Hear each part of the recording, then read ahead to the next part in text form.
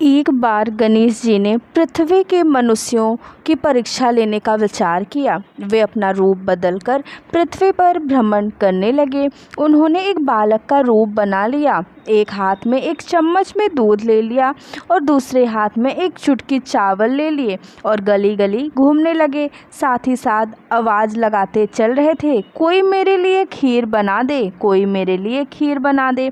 कोई भी उन पर ध्यान नहीं दे रहा था, बल्कि लोग उन पर हंस रहे थे। वे लगातार एक गांव के बाद दूसरे गांव इसी तरह चक्कर लगाते हुए पुकारते रहे, पर कोई खीर बनाने के लिए तैयार नहीं था। सुबह से शाम हो गई, गणेश जी लगातार घूमते रहे।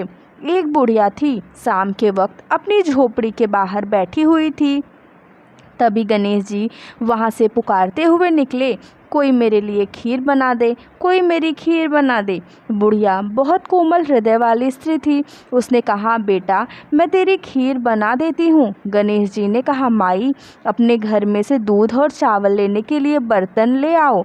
बुढ़िया एक कटोरी लेकर जब झोपड़ी से बाहर आई तो गणेश जी ने कहा, अपने घर का सबसे बड़ा बर्तन लेकर आओ। बुढ़िया को थोड़ी झुंझलाहट हुई, पर उसने कहा, चलो बच्चे का मन रख लेती हूँ, और अंदर जाकर वह अपने घर सबसे बड़ा पतीला लेकर बाहर आई। गणेश जी ने चम्मच में से दूध पतीले में उड़ेलना शुरू किया।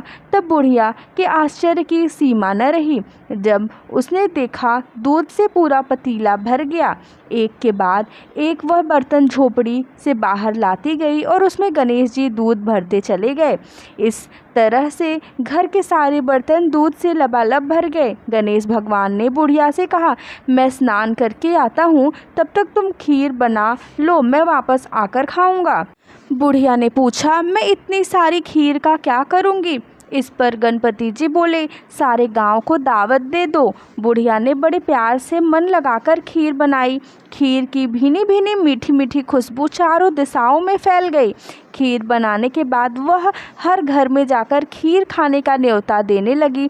लोग उस पर हंस रहे थे। बुढ़िया के घर में खाने को दाना नहीं और यह सारे गांव को खीर खाने की दावत दे रही है। लोगों को कुतूहल हुआ और खीर की खुशबू से लोग खींचे चले आए तो सारा गांव बुढ़िया के घर में इकट्ठा हो गया। जब बुढ़िया की बहू को दावत की बात मालूम हुई तब वह सबसे पहले वहां पहुंच गई। उसने खीर से भरे पतीले को जब देखा तो उसके मुंह में पानी आ गया। उसे बड़ी जोर से भूख लगी हुई थी। उसने एक कटोरी में खीर निकाली और दरवाजे के पीछे बैठकर खाने की तैयारी करने लगी।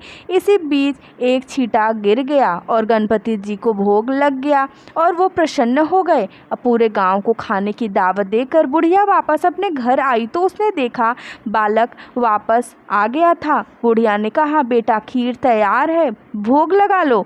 गणपति जी बोले, माँ भोग तो लग चुका है, मेरा पेट पूरी तरह से भर गया है, मैं तृप्त हूँ, अब तू खा, अपने परिवार और गांव वालों को खिला। बुढ़िया ने कहा, यह तो बहुत ज़्यादा है, सबका पेट भर जाएगा, इसके बाद भी यह बच जाएगी, उस बची खीर का मैं क्या करूँगी? इस पर गणेश जी बोले, उस बची खीर को रात में अपने घर के चारों कोने में रख देना। और बुढ़िया ने ऐसा ही किया।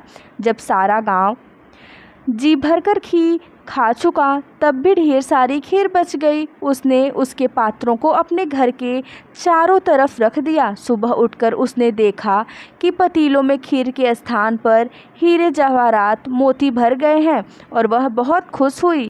उसकी सारी दरिद्रता दूर हो गई और वह आराम से रहने लगी। उसने गणपति जी का एक भव्य मंदिर बनवाया और साथ में एक बड़ा सा तालाब भी खुदवाया। इस तरह उसका नाम दूर दूर तक प्रसिद्ध हो गया। उस जगह वार्षिक मेले लगने लगे। लोग गणेश जी की कृपा प्राप्त करने के लिए उस स्थान पर पूजा करने और मान्यताएं मानने के लिए आने लगे। गणेश जी सबकी मनोकामनाएं पूरी करने लगे।